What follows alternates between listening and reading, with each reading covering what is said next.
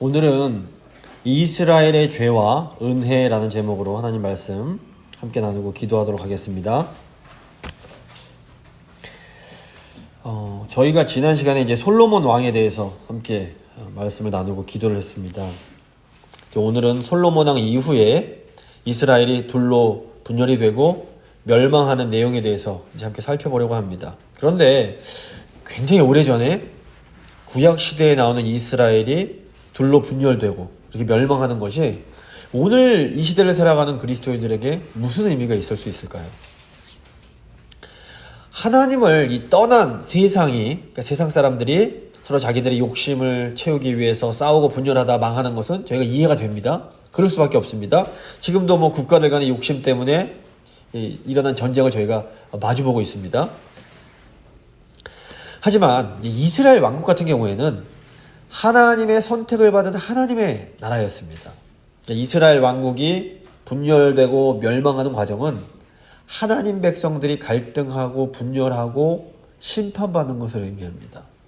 그래서 구약 이스라엘이 갈등하고 분열하고 심판받아 멸망하는 과정은 이 시대의 교회와 믿음 있는 가정들이 갈등하고 또 서로 싸우다가 이렇게 분열하고 징계받는 것과 아주 밀접한 관련이 있습니다. 이스라엘을 분열하게 하고 갈등하게 하고 멸망하게 했던 그 근원에는 아주 뿌리 깊은 죄가 있었습니다. 그래서 오늘 이 하나님 백성들의 세 가지 이 뿌리 깊은 죄와 그럼에도 하나님께서 자기 백성들을 버리지 않으시는 그 은혜에 대해서 생각을 해보도록 하겠습니다. 오늘 세 부분으로 나눠서 살펴볼 텐데, 첫 번째는 우상숭배, 두 번째는 혼합주의 신앙, 세 번째는 자만입니다. 먼저 우상숭배를 보겠습니다. 이제 다윗 왕국 같은 경우에는 하나님으로부터 네가 내 말을 잘 들으면 네 왕위가 영원할 거다라는 약속을 받았습니다. 근데 이제 다윗의 손자 르호보암 때에 다윗 왕국이 북쪽 이스라엘과 남쪽 유다로 분열이 됩니다. 이스라엘의 왕국이 이렇게 분열된 것에는 표면적인 이유가 있고 근원적인 이유가 있습니다. 우선 표면적인 원인은 이 르호보암 왕의 어리석음입니다. 다윗의 아들인 솔로몬 왕은 큰 왕국을 건설합니다. 그런데 이 솔로몬 왕이 웅장한 건축 프로젝트와 또 자신의 그 호화로운 생활 방식을 유지하기 위해서 백성들한테 큰 부담을 지우게 됩니다. 근데 이 부담이 자기 지파인 유다에게는 안 가고 북쪽에 있는 지파들에게만 가게 된 겁니다. 당연히 이 북쪽 지파 사람들은 이 솔로몬이 자기 친들에게 쥐어준 이 짐을 덜고 싶었을 겁니다. 그래서 솔로몬 왕이 죽자마자 북쪽 지파가 솔로몬의 아들 르호보암 왕에게 사람들을 보내서 저희 좀 세금의 짐, 부역의 짐을 좀 덜어주십시오 부탁을 합니다. 이때 솔로몬을 섬겼던 장로들, 그러니까 나이 드신 장로님들은 솔로몬의 장로들은 이 젊은 르호보암 왕에게 저들 말이 타당합니다. 일리가 있습니다. 좀 짐을 줄여주시죠. 말을 했습니다. 근데 또 반면에 르호보암과 함께 왕실에서 자라난 젊은 관료들, 친구들은 저놈들이 아직 매운맛을 못 봐서 그렇습니다. 더 세게 하십시오. 왕의 권위를 보여주십시오. 말을 합니다. 이 르호보암 왕이 어리석게도 지혜로운 장로들의 조언을 거절하고 젊은 친구들의 조언을 받아들입니다. 이 내용 잘 아실 겁니다. 자신들의 간청이 받아들여지지 않자 북쪽의 10지파는 즉시 반란을 일으키고 솔로몬 왕의 신하였던 여로보암을 왕으로 세워서 북쪽 이스라엘, 북왕국을 세우게 됩니다. 이제 이 사건 하나만 놓고 보면 이스라엘 왕국이 분열된 것이 젊은 르호보암 왕의 어리석은 판단 때문처럼 보입니다. 북쪽 지파들이 반란을 일으키자 르호보암이 이제 군대를 이끌고 반역을 일으킨 북쪽 지파를 치러 갑니다. 근데 이때 하나님께서 선지자 스마야를 보내셔서 야야 그러지 마라. 사실 그거 내가 한 거다 라고 말씀해 주십니다. 하나님께서 북쪽 이스라엘이 이렇게 반역을 하게 하신 것 이유가 무엇입니까?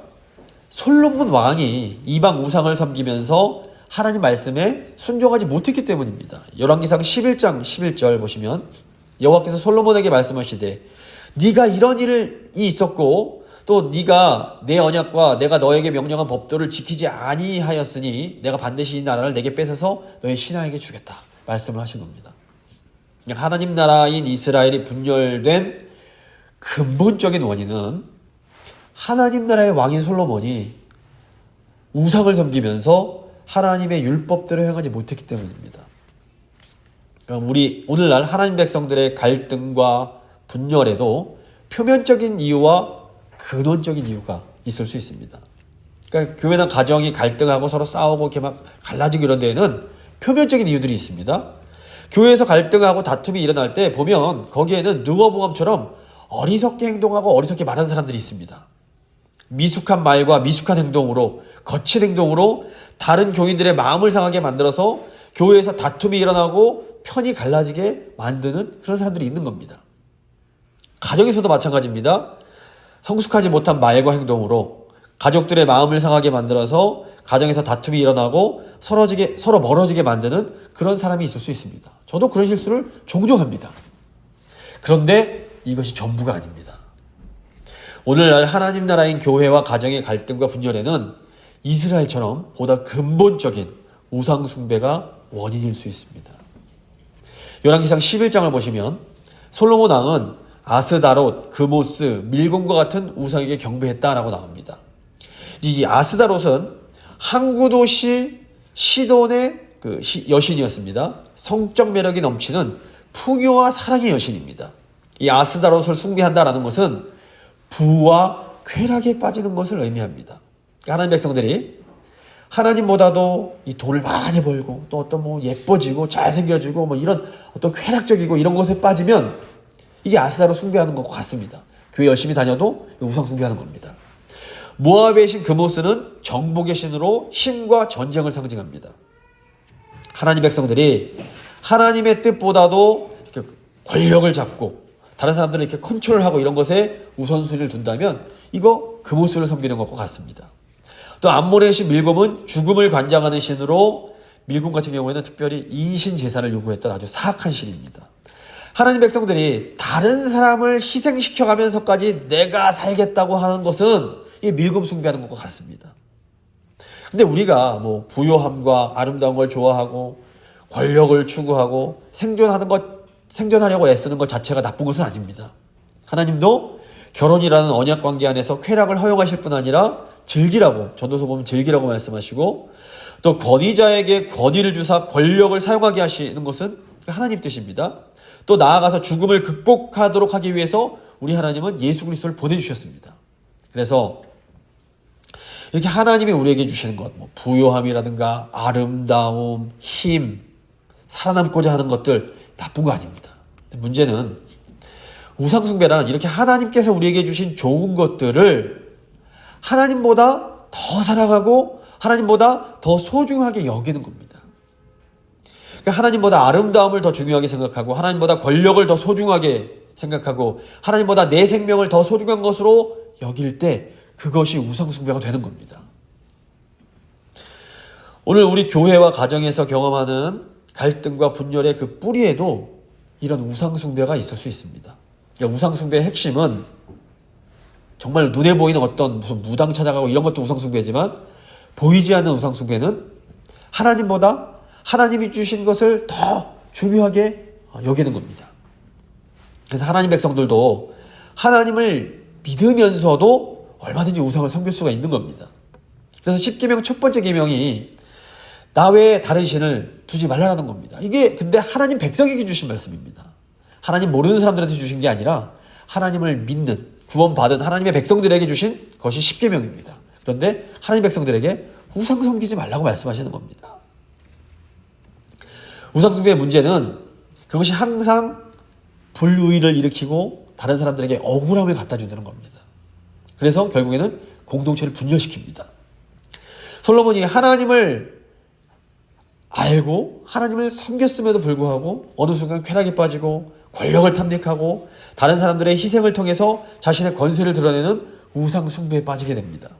그 결과 이스라엘 그 나라에 불의가 가득해지고 백성들이 억울함이 가득 차고 북쪽 지파들이 고통을 겪게 됩니다. 이스라엘의 갈등과 분열은 이런 솔로몬의 우상 숭배로 인한 불의의 결과였습니다. 그래서 우리가 우상을 숭배하면 하나님보다 다른 것을 더 중요하게 여기기 때문에 결국 하나님 말씀에 불순종하게 되고 불의를 행하게 될 수밖에 없습니다.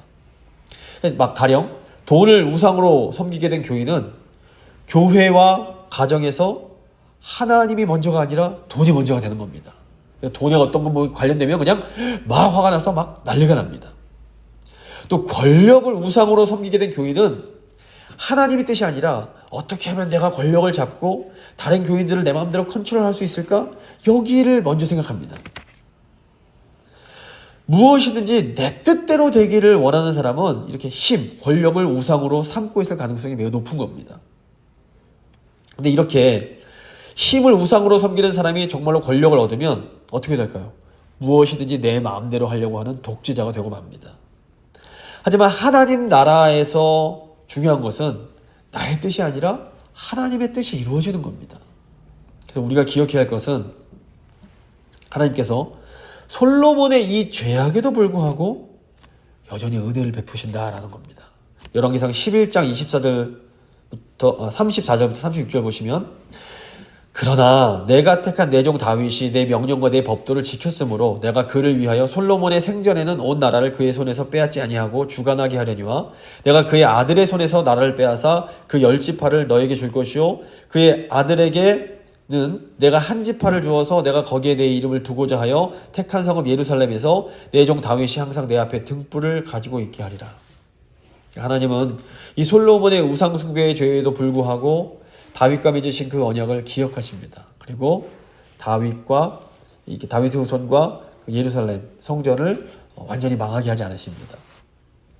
우리도 감사한 것은 다윗의 후손이신 예수 그리스도 안에서 하나님의 이 약속을 받았고 하나님의 이 은혜를 받고 있다는 겁니다. 그래서 우리가 사실 우리도 모르는 사이에 하나님보다 다른 것을 더 중요하게 여기는 그런 우상숭배 잘못을 저희가 저질렀을 수 있습니다. 저도 부지불식간에 그런 죄를 많이 지었을 수밖에 없습니다. 하지만 감사하게도 하나님은 우리에게 여전히 은혜를 베푸시고 여전히 우리를 지켜주신다라는 겁니다. 이것이 참 어떻게 보면 우리에게 큰 소망이요 감사의 제목이라고 할 수 있습니다. 두 번째 이제 혼합주의입니다. 남유다에서 떨어져 나간 북이스라엘은 계속해서 또 우상숭배의 죄를 짓습니다. 북이스라엘이 약 210년 정도 지속이 됐는데 그동안 20명의 왕이 교체가 됩니다. 반면 남유다는 345년 동안 20명의 왕이 있었습니다. 이게 무슨 말인가 하면 북이스라엘의 왕이 훨씬 더 자주 교체가 됐다는 겁니다. 남유다는 계속해서 다윗의 후손이 왕위를 이어갔지만 북이스라엘 같은 경우에는 종종 유혈 쿠데타가 일어나서 왕조가 교체가 됩니다. 굉장히 정치적으로 혼란스러웠던 겁니다. 그런데 북이스라엘에 이런 정치적 혼란이 있었던 그 밑바탕에는 혼합주의 신앙이라는 아주 끔찍한 죄가 있었습니다. 혼합주의 신앙이 무엇인가 하면 여호와 하나님을 섬기면서도 동시에 바알, 아세라 같은 다른 우상도 같이 섬기는 겁니다. 이거는 이제 솔로몬의 우상숭배가 좀 다른 것이 이건 대놓고 섬기는 겁니다. 요즘으로 하면 교회에 다니면서도 무슨 일이 있으면 무당에게 점도 보러 다니는 이런 것이 혼합주의 신앙입니다. 그러니까 그럼 우리는 혼합주의 신앙이랑 관계가 뭔가? 그렇지 않습니다. 혼합주의 신앙을 가진 사람은 이 교회도 세상 방식으로 운영될 수 있다라고 생각을 합니다. 회사처럼 운영될 수 있다 이렇게 생각하는 겁니다. 이런 사람들은 교회를 회사처럼 생각하면서 가령 헌금을 많이 낼수록 내가 지분이 더 크다 생각하면서 내가 헌금 훨씬 더 많이 내는데 더 큰 목소리 내는 게 당연한 거 아니야? 이런 생각을 은연중에 하는 겁니다. 북이스라엘의 이런 혼합주의적인 신앙을 처음으로 들어온 사람이 바로 북이스라엘의 초대왕 여로보암이었습니다. 본래 여로보암은 이스라엘 왕이 되기 전에 하나님으로부터 약속을 받습니다. 열왕기상 11장 37절부터 38절 보시면 하나님이 이런 약속을 주십니다. 내가 너를 취하리니 너는 내 마음에 원하는 대로 다스려 이스라엘 위에 왕이 되되 네가 만일 내가 명령한 모든 일에 순종하고 내 길로 행하며 내 눈에 합당한 일을 하며 내 종 다윗이 행함같이 내 율례와 명령을 지키면 내가 너와 함께 있어 내가 다윗을 위하여 세운 것 같이 너를 위하여 견고한 집을 세우고 이스라엘을 내게 주리라. 너무너무 귀한 약속이었습니다. 그런데 여로보암이 이 귀한 하나님의 약속을 불신합니다. 여로보암이 이제 북쪽 백성들이 절기 때마다 하나님께 제사하기 위해서 남쪽 그 예루살렘 성전으로 내려가는 걸 보면서 마음이 불안해지는 겁니다. 야, 저 사람들이 자꾸 이렇게 남쪽 왔다 갔다 하다가 마음을 다시 뺏겨서 남쪽 유다로 돌아가는 거 아니야? 불안한 마음이 생기는 겁니다. 결국 여로보암이 하나님을 신뢰하지 못하고 인간적인 방법을 사용하게 됩니다. 여로보암이 어떻게 합니까? 북쪽 베델과 단에 금송아지 신상을 세우고 이것이 너희를 애굽에서 이끌어낸 신이니 앞으로는 내려가지 말고 여기서 여호와 하나님 섬겨라, 이렇게 말을 합니다. 그리고 북왕국 곳곳에 신당을 짓고 레위인이 아닌 사람들을 제사장으로 세워버리게 됩니다. 공식적으로 이상한 방법으로 하나님을 섬기도록 만들어버린 겁니다. 여로보암을 왕으로 세워주신 분은 하나님이셨습니다. 여로보암이 오직 하나님 한 분만 신뢰하고 하나님 말씀대로 행했다면 북이스라엘 왕국도 사실 든든히 설 수 있었던 겁니다. 하지만 여로보암은 하나님을 의지하기보다 자기 힘으로, 자기 방법으로 자기의 왕권을 지키고자 했습니다. 결국 여로보암의 방법은 이스라엘 백성들이 하나님과 우상을 대놓고 함께 섬기는 이 혼합주의 신앙에 빠져들게 만듭니다. 열왕기상 14장 16절입니다. 여호와께서 여로보암의 죄로 말미암아 이스라엘을 버리시리니 이는 그도 범죄하고 이스라엘로 범죄하게 하였음이니라. 이후로 이제 이스라엘 왕들이 이 여로보암의 왕의 길에서 벗어나질 못합니다. 계속해서 이 혼합주의 신앙을 지속해 나가게 됩니다. 근데 이 북쪽 왕국, 북이스라엘 백성들도 하나님이 선택한 이스라엘 백성들이었습니다. 근데 그 사람들이 하나님을 그래서 떠나지 않고 믿긴 믿으면서도 바알과 아세라 같은 신들을 같이 열심히 섬기는 겁니다. 오늘날에도 이 참신앙에서, 예수님 한 분만 섬기는 참신앙에서 벗어나서 이 북이스라엘 백성들처럼 신앙생활을 하는 그런 사람들이 의외로 많습니다. 이런 사람들은 교회를 다니고 나름 열심히 하나님을 믿기는 하지만 세상 사람들이 욕망하는 것을 똑같이 욕망하면서 삽니다. 그래서 세상과 별 차이가 없는 겁니다. 세상 사람들이 뭘 욕망합니까? 돈 많이 벌고 좋은 집 살고 좋은 차 타고 자녀들 좋은 학교 보내서 출세시키는 거, 이런 거에 세상 사람들은 관심이 많습니다.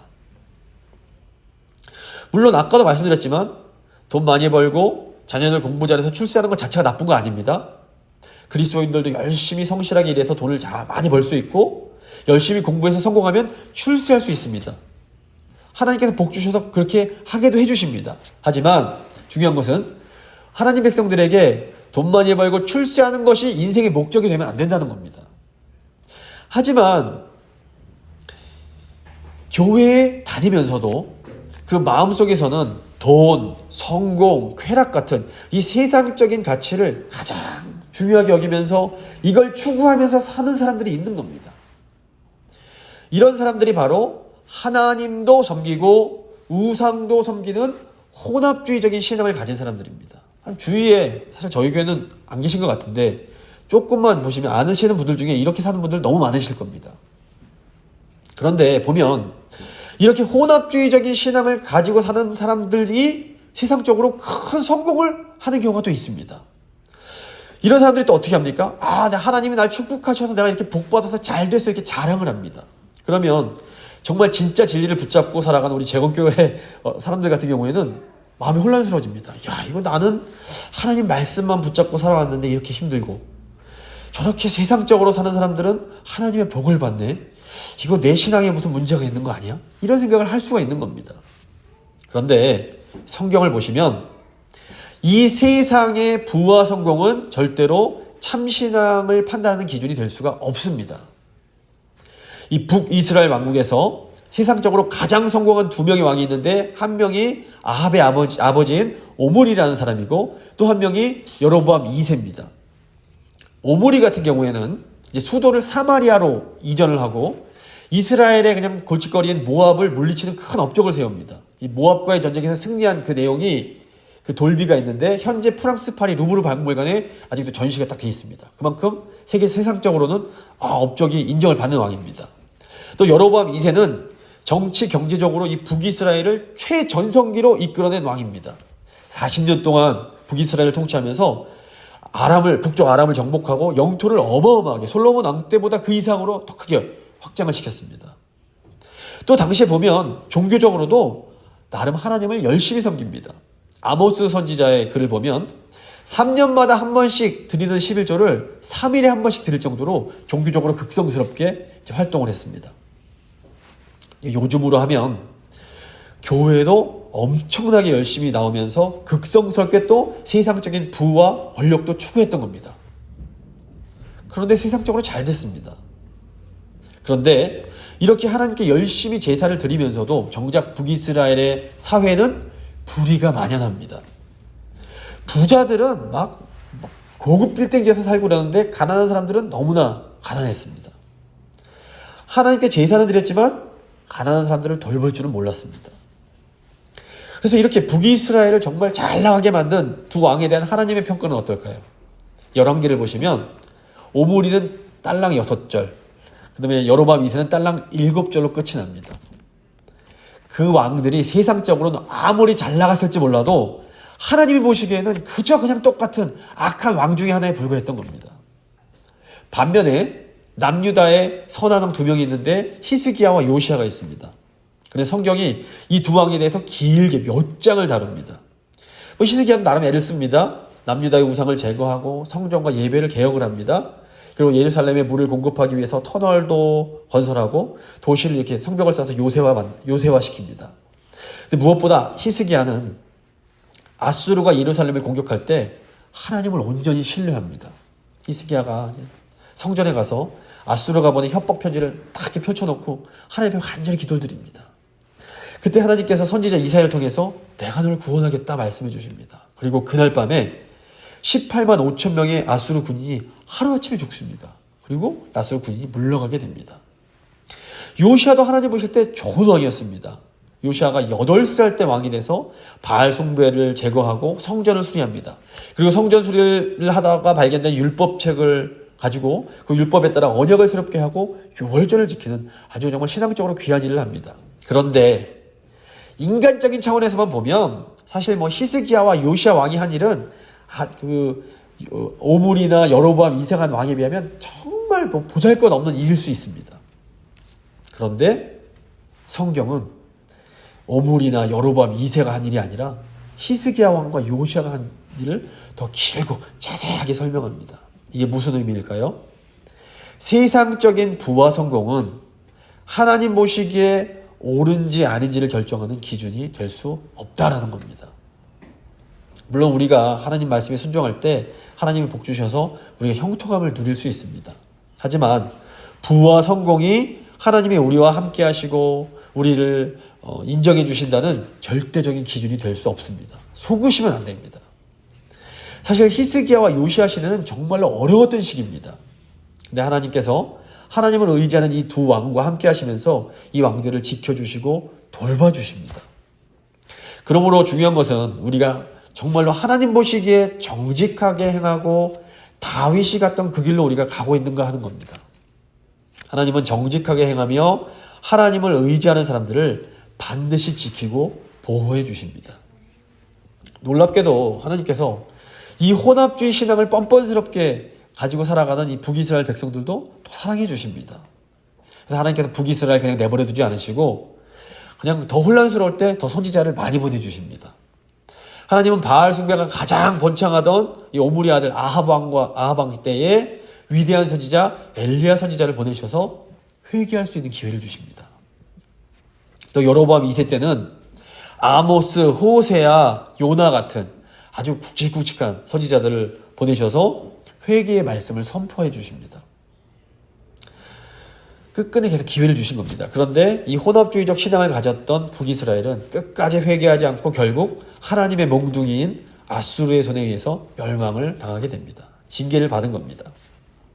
오늘날에도 북이스라엘처럼 하나님의 진리가 아니라 이 세속적인 것에 우선순위를 두고 그 길을 계속 가려는 성도들도 있고 또 교회들도 있습니다. 그리고 이런 세속적인 가치를 추구하는 사람들, 세속적인 가치를 추구하는 교회들이 겉보기에는 큰 성공을 하는 것처럼 보이기도 합니다. 하지만 중요한 것은 하나님의 평가라는 것을 잊으시면 안 됩니다. 믿음의 사람에게 세상이 어떻게 평가하는가는 사실 전혀 중요치 않습니다. 개인적으로든 교회적으로든 우리는 하나님이 보시기에 옳은 길을 가야 합니다. 당장에는 진리를 따라가는 것이 답답해 보이고 힘들어 보여도 결국에는 이 진리의 길만이 우리에게 진정한 형통을 줄 수 있다는 것 꼭 기억하시기 바랍니다. 이제 마지막으로 자만입니다.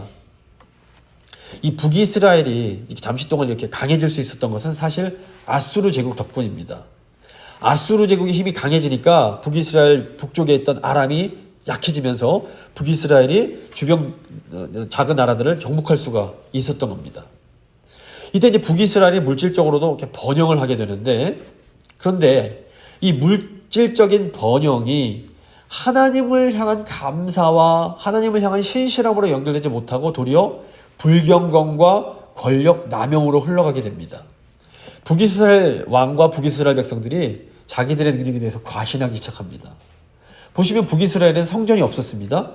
그래서 여로보암이 베델과 단에 스스로 단을 짓습니다. 그럼에도 북이스라엘이 남유다보다 더 잘 나가는 겁니다. 이걸 보면서 북이스라엘이 스스로 자만에 빠집니다. 우리가 하나님 성전이 없는데도 우리가 이렇게 잘 되는 걸 보니 하나님이 우리를 인정해 주시는가 보구나, 이렇게 생각을 하게 된 겁니다. 결국 이스라엘의 물질적인 풍요와 안정이 이스라엘에겐 재앙이 된 겁니다. 차라리 힘들었으면 회개라도 했을 텐데 너무 잘 되니까 스스로 더 교만해지게 된 겁니다. 이런 교만은 북이스라엘의 사회적인 부패를 가져오고 빈부격차와 결국 심한 사회 분열을 가져오게 됩니다. 결국 북이스라엘이 이렇게 하나 된 신앙 공동체를 이루지 못하게 됩니다. 오늘날도 마찬가지입니다. 경제적으로 힘들고 이런 가족적으로 관계적으로 힘들면 도리어 우리가 겸손해져서 하나님께 매달립니다. 주님 도와주십시오. 그런데 분명히 죄를 짓고 있는데도 상황이 막 잘 풀립니다. 그럼 어떻게 됩니까? 착각에 빠집니다. 하나님이 나와 함께 해주시는구나. 그런데 이런 착각이 우리를 돌이킬 수 없는 징계의 자리, 심판의 자리로 가게 만듭니다. 결국 북이스라엘이 어떻게 됩니까? 아수르의 손에 멸망을 당하게 되는 겁니다. 그렇다면 남유다는 어땠을까요? 사실 남유다도 아합 집안과 이렇게 결혼하고 이러면서 이 혼합주의 신앙의 영향을 많이 받습니다. 그럼에도 북이스라엘이 멸망할 때 남유다는 멸망하지 않습니다. 이거 사실 하나님의 은혜 때문이었습니다. 그런데 남유다 사람들은 그 이유를 하나님의 은혜에서 찾지 않고 성전과 다윗 왕조에서 찾습니다. 이거 우리가 망하지 않은 것은 우리에게 예루살렘 성전이 있기 때문이야. 북이스라엘은 베델에서 예배드려서 망한 거고 우리는 예루살렘 성전에서 예배드려서 망하지 않은 거야. 게다가 우리는 하나님의 약속을 받은 다윗 왕조가 있어. 성전과 다윗 왕조만 있으면 우리는 무슨 짓을 해도 망하지는 않는 거야. 이런 생각을 하는 겁니다. 결국 이 성전과 다윗 왕조, 하나님이 주신 선물이 남유다의 강력한 이데올로기가 되어버립니다. 성전, 다윗 왕조 두 개만 있으면 된다라는 생각을 갖게 된 겁니다. 북이스라엘 백성들에게 경제적인 부요함이 교만의 근거였다면 남유다 백성들에게는 이 성전과 다윗 왕조가 자만의 근거가 됩니다. 남유다 백성들이 성전과 다윗 왕조만 있으면 우리가 좀 무슨 짓을 하고 살아도 하나님이 축복하실 거야 라는 착각에 빠집니다. 근데 유다 백성들이 이 하나님의 복이 말씀에 대한 순종에 달려있다는 이 모세의 말씀을 망각한 겁니다. 남유다가 멸망하기 전에도 하나님께서 많은 선지자를 보내서 회개할 수 있는 기회를 주십니다. 회개하지 않으면 너희도 북이스라엘처럼 징계를 받게 될 거야 라는 말씀을 주십니다. 하지만 남유다는 성전과 다윗 왕조가 있었기에 이 자만에 빠져서 선지자들의 경고를 무시했고 결국 바벨론에게 멸망을 당하는 무서운 징계를 받게 됩니다. 하나님께서 이때 그 믿었던 성전을 완전히 무너뜨리심으로 이 남유다 백성들의 자만을 무너뜨리십니다. 어쩌면 저희 재건교회가 가장 조심해야 될 죄가 이 남유다의 죄일지 모르겠습니다. 사실 재건교회는 신사참배라는 우상숭배에 맞서 싸웠던 너무너무 귀한 역사가 있습니다. 이거 교회사적으로 한국교회사에서 이 제국교회가 있다는 건 정말 영광이고 정말 자랑스러운 일입니다. 저희가 자랑스러워해야 됩니다. 그런데 정작 이제 제국교회의 또 역사를 제가 공부를 해보면 계속 제국교인들끼리 싸우고 갈라지고 분열된 역사가 있습니다. 왜 순교를 각오하고 우상숭배에 맞섰던 제국교회가 이렇게 서로 다투고 분열하면서 약해지게 됐을까요? 그것은 어쩌면 남유다 왕국처럼 자만에 빠졌기 때문일 수 있습니다.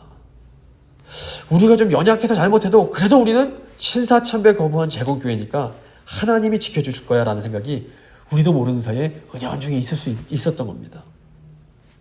그런데 우리 제국교회 선조들이 이 핍박 중에 순교당하고 옥살이 하면서도 우상에게 절하지 않을 수 있었던 것은 사실 하나님의 큰 은혜였습니다. 근데 우리가 이 은혜를 망각하고 우린 제국교인이야라는 이런 자만에 빠져서 계속해서 싸울 수밖에 없었던 겁니다. 사실 시간이 가면 갈수록 교회를 보면 볼수록 제국교회 목사라는 것이 저는 굉장히 자랑스럽고 더 감사하게 됩니다. 하지만 제 마음속에 정말 귀하다라는 감사가 들수록 자랑스러워질수록 한편 이거 더 겸손해야겠구나 라는 생각을 하게 됩니다. 그래서 앞으로 제국교회 후손들은 과거 하나님의 은혜로 우리 제국교회가 받게 된 이 영광이 전적인 하나님의 은혜 덕분임을 기억하고 고백하면서 더욱더 겸손하게 행해야 됩니다. 하나님 백성들이 하나님 은혜를 깨닫고 감사하며 겸손하게 행할 때 하나님은 언제나 새로운 기회를 허락해 주십니다. 남유다 백성들이 포로로 끌려가서 징계받으면서 회개할 때 하나님은 페르시아 왕을 들어서 다시 백성들 돌려보내고 성전을 재건하게 하셨습니다. 그리고 결국 선지자들이 예언했던 예수 그리스도를 보내주심으로 참 성전을 세워주셨습니다. 자, 이제 우리는 어떻게 살아야 될까요? 우리도 하나님이 우리에게 주신 은혜를 기억하며 감사하며 겸손하게 살아야 됩니다. 우리의 힘과 능력이 아닌 오직 예수 그리스도의 힘과 능력을 의지해야 됩니다. 히브리서 12장 2절과 3절입니다. 믿음의 주요 또 온전케 하시는 이인 예수를 바라보자. 그는 그 앞에 있는 기쁨을 위하여 십자가를 참으사 부끄러움을 개의치 아니하시더니 하나님 보좌 우편에 앉으셨느니라. 너희가 피곤하여 낙심하지 않기 위하여 죄인들이 이같이 자기에게 거역한 일을 참으신 이를 생각하라. 우리가 겸손하게 예수님만을 바라볼 때에 하나님은 반드시 우리에게 새로운 기회를 허락해 주십니다. 우리가 오직 예수님만 의지하며 나아갈 때 하나님께서 우리 가정 또 우리 교회를 놀랍게 회복시키시고 새로운 역사를 써 가실 것입니다. 말씀을 마무리 짓겠습니다. 이스라엘이 분열된 근본적인 원인은 우상숭배의 죄였습니다. 우리의 가정과 우리 교회의 분열이 생기는 것은 우리가 하나님보다 다른 것을 더 소중하게 여기고 있기 때문일 수 있습니다. 북이스라엘이 멸망한 것은 하나님을 섬기면서 우상도 함께 섬겼기 때문입니다. 우리가 하나님과 세상을 함께 사랑할 때 우리도 하나님의 징계를 받을 수밖에 없습니다. 하나님이 우리를 사랑하시기에 사랑한 자녀를 징계하시는 겁니다. 남유다가 멸망한 것은 성전과 다윗 왕조에 대한 자만 때문입니다. 우리도 하나님께 사실은 은혜로 받은 것인데 이것을 우리가 자랑할 때 자만해지게 되고 결국 징계를 받게 됩니다. 이런 모든 죄에 대한 유일한 해결책은 예수 그리스도 한 분밖에 없습니다. 우리가 하나님의 은혜에 감사하면서 겸손하게 예수님을 바라볼 때 하나님은 반드시 새로운 기회를 허락해 주십니다. 오직 예수님 한 분만을 바라보며 예수님의 힘과 능력을 의지하여 하나님께서 주시는 놀라운 회복을 경험하는 우리 모두가 될 수 있기를 간절히 소망합니다.